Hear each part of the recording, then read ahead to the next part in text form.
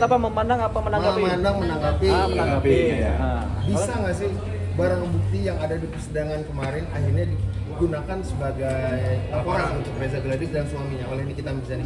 jawabannya bisa.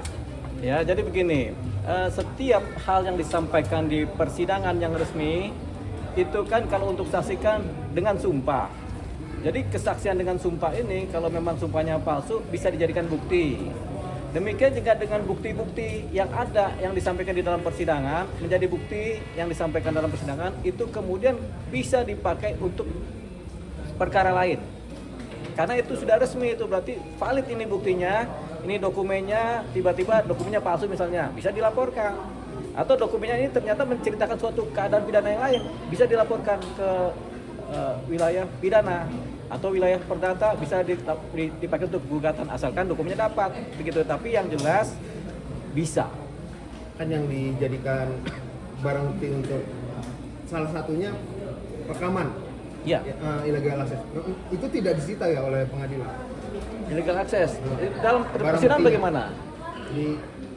Jadi gini, ketika bukti baik dokumen, baik bukti akses digital yang kemudian masuk ke persidangan, itu udah masuk dalam bundeling pembuktian oleh jaksa, sehingga menjadi satu paket bundel dengan posisi keputusan perkara. Jadi putusan perkara buktinya ini ada semua, itu sudah tertera dalam dokumen perkara kan, sehingga itu nggak bisa hilang begitu. Jadi walaupun itu tidak disita atau kemudian tidak disimpan oleh pengadilan, itu ada di jaksa, itu tetap bisa dipakai sebagai barang bukti baru untuk perkara lain.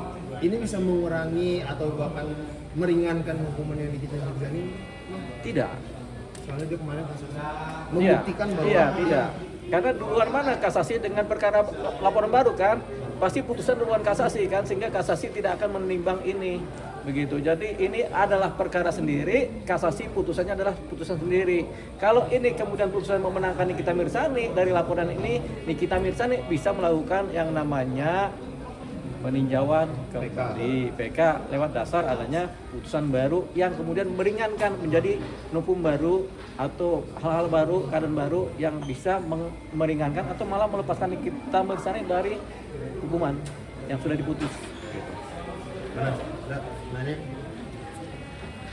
Ya, cukup. Itu gue wawancara sendiri.